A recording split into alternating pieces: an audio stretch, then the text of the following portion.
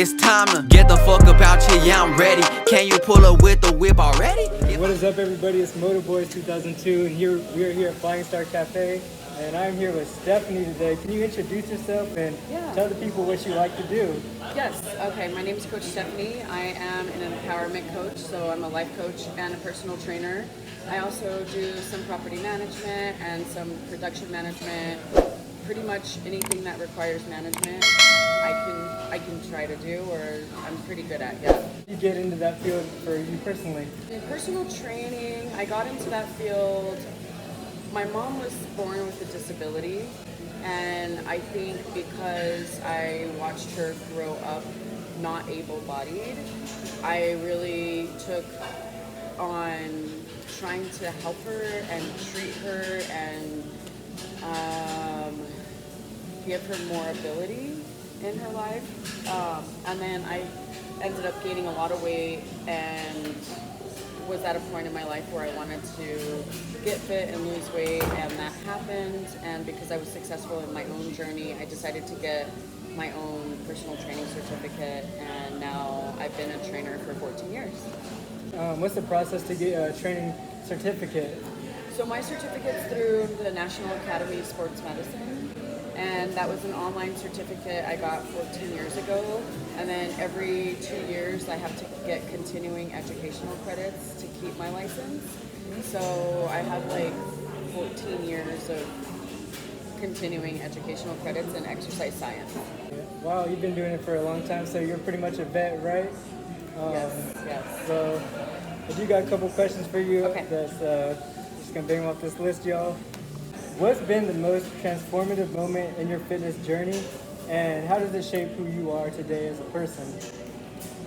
The most transformative moment was, I think it actually happened before my fitness journey started, and it goes back to my mom. Like, I always tell my clients, whatever we're doing, tasting, smelling, touching, hearing, everything that we do is because our body is capable of doing it, right? And so our experience in this life is 100% related to what our body's ability is. And so once I owned that and understood, like, if I want to be traveling the world when I'm 60, my body needs to be able to do that. If I want to go hiking, if I want to go swimming, I like to do water sports. Like, I'm an outdoor girl, so if I want to continue to do that, like, I have to make sure that my body is in a situation that it is capable of doing that. I think that if you can like respect your body, and like that it is literally the vessel that we navigate this world with, you're gonna make it a priority. But I think that happened actually before my fitness journey started.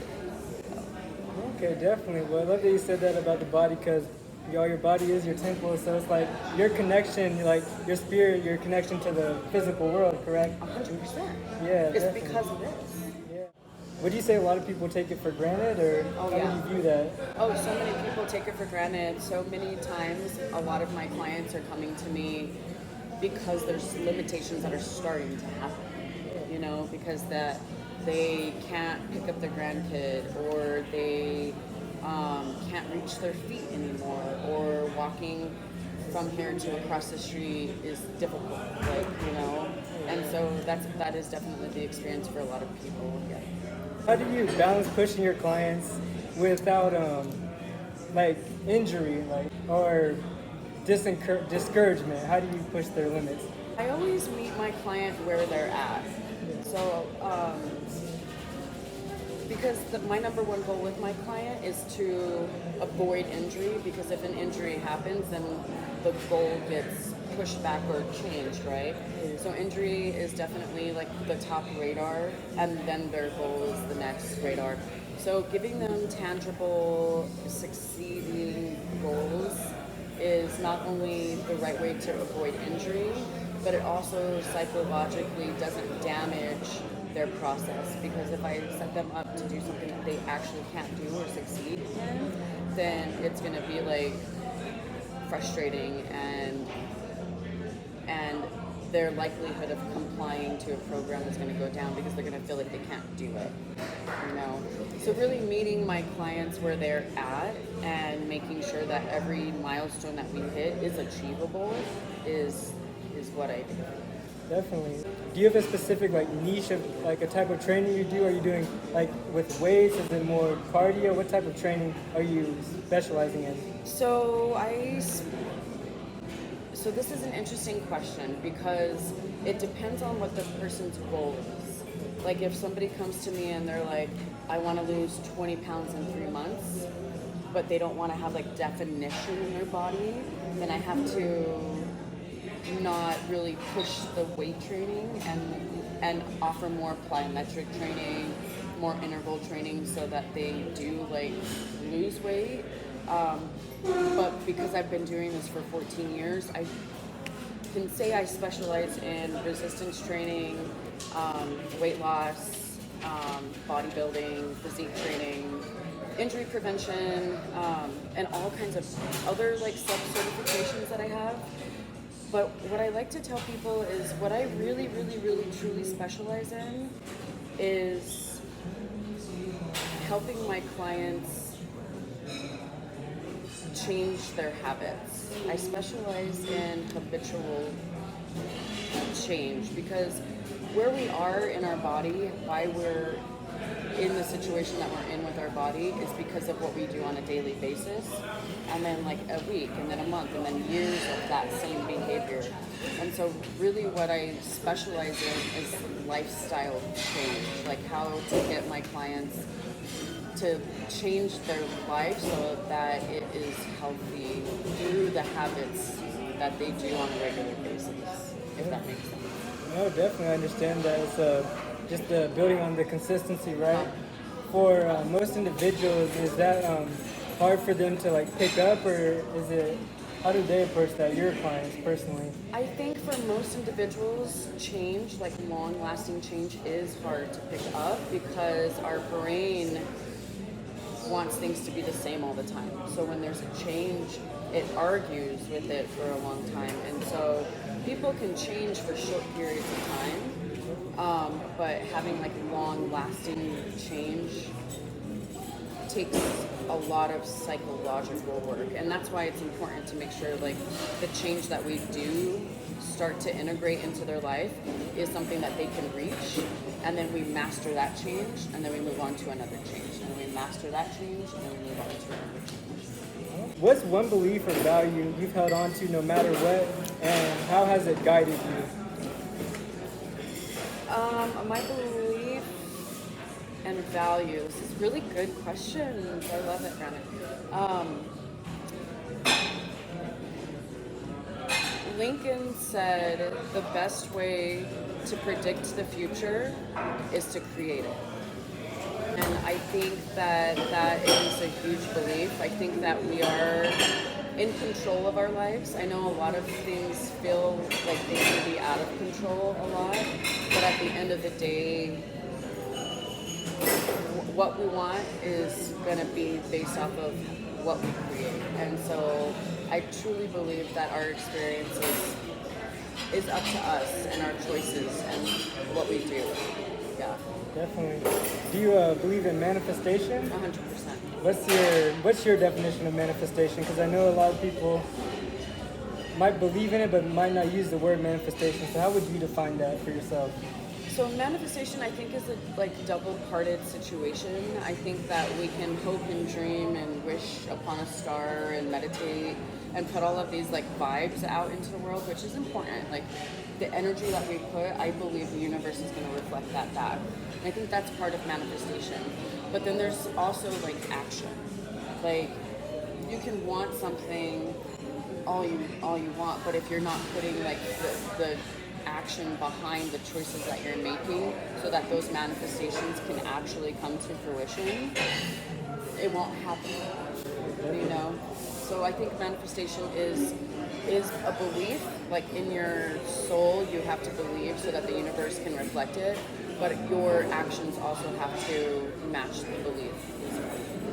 Yeah. I love that because, yeah, it's definitely all about the action, y'all. It's just you actually got to do it. I mean, you can think it all day, but like she said, you actually got to go out and start implementing like what you're thinking. It's not just keeping it in your head, correct? Right. No, it's practice. Definitely. What's a book, idea, or experience that has profoundly impacted your way of thinking? So, Rewiring the Brain by, oh God, I cannot remember the author. I might remember it here in a second. Dr. Joe Dispenza. Dr. Joe Dispenza is one of the lead doctors in rewiring the brain and also healing the body from the brain as well.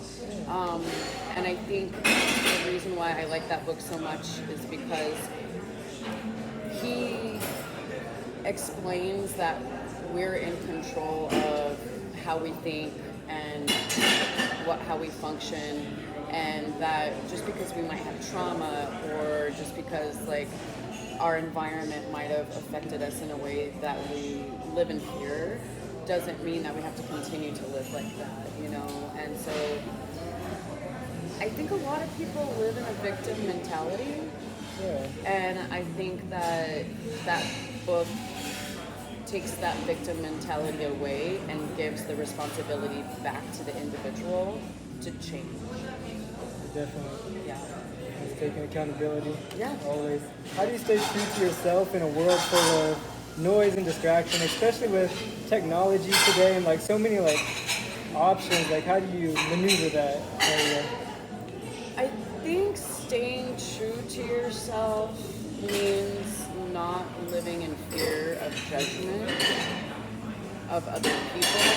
People are going to have whatever thoughts about you, they're going to have whatever beliefs about you, and we can't control any of that, you know? And so I think like staying true to myself means that as long as I can look at myself in the mirror at the end of the day and be okay with how I treated people and how I'm navigating my life, if I can be okay and sleep without a heavy heart, then I'm being true to myself, and I don't really care what anybody else thinks. That is very hard, especially with social media. There's so much distractions and there's this facade of things that are going on, and none of it really matters. None of it really matters. Yeah. Just be yourself, no matter what. People may be judging you, but at the end of the day, like, it doesn't really affect you. You just got to keep going, y'all. How do you balance ambition as like a fitness trainer? Yeah. And contentment in everyday life? How do you balance that? Gratitude. Ambition and being satisfied kind of contradict themselves, right? A little bit, like, because we're always chasing something. Ambition is like this like chase to be and do and achieve, right? But being satisfied means that we like reach that goal, like we've made it, you know? I don't think that there's any like actual finish line of things. And so being grateful or having gratitude or practicing gratitude brings you back to this moment where you're not chasing and you're not at the finish line, but you can at least be grateful for how far you've come. Because even when you reach the goal or you're at the finish line, it just keeps fucking moving. Oh yeah. That finish line and that goal just keeps moving. Like oftentimes we achieve something and we're like, oh, I thought I was gonna feel different if I got this thing or achieved this thing, you know? It leaves me, and I think ambitious people with, okay, what's next? And so being grateful kind of reminds me to be in the moment and to be present of where I've come. Definitely. For the upcoming future generation, just in general, what is some advice you would give to anybody out there in the world? Never give up. Never give up. It's going to be hard. The advice that I have is just to keep going. Just to keep going. definitely. Yeah. The marathon continues, y'all. You just gotta keep pushing every day. Yes. Well, I haven't asked this question to anybody yet, but we are in New Mexico, so how do you feel about the culture and how do you embrace it here in New Mexico? I love New Mexico. I think New Mexico is extremely diverse.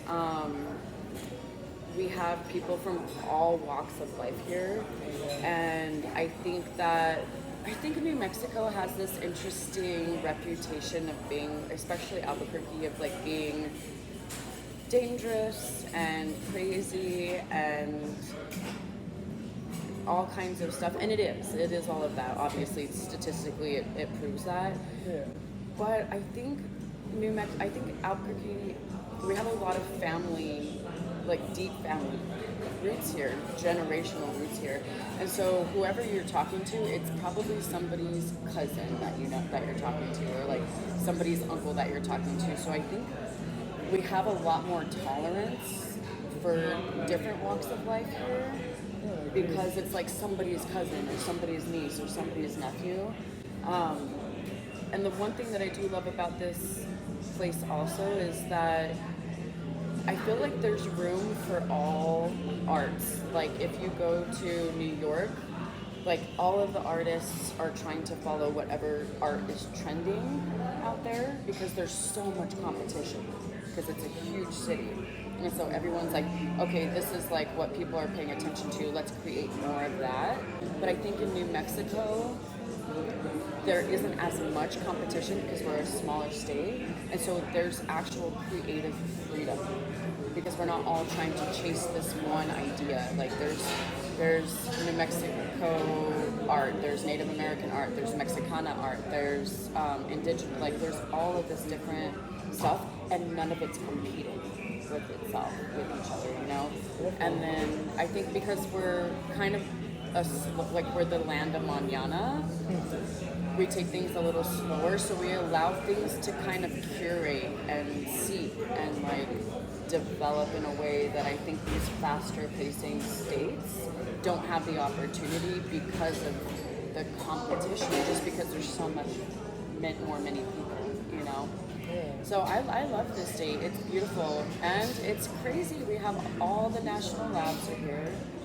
We have all kinds of like geological phenomena that happen here. I think it's a very whimsical and mystical and magical state. I love the way you explain New Mexico, because I think a lot of people hear about the danger about New Mexico and they don't. It's very beautiful, especially the sandias and just the whole culture, and I think people should definitely be more open-minded to embrace that, and exactly what you just said. You said it very beautifully. Thank you. And well, thank you for sitting down with me today, Stephanie. Yes, absolutely. Is there anybody you would like to shout out that has helped you in your life, or just anybody that has inspired you? A huge shout out to the guys Kavaru. I love you guys so much. The amount of support and love that I've had from them has been amazing. Dragon Lord is absolutely amazing. Brianna, my daughter, Alexis, and you know who you are. But mad shout out to those people for sure. Yeah, man, tap in with them, y'all. Is there any socials you'd like to shout out today? I am on Instagram as Coach Stephanie Caradigua. That's pretty much the main one that you'll find me at. I am on Facebook, but Instagram is really the main one, yeah.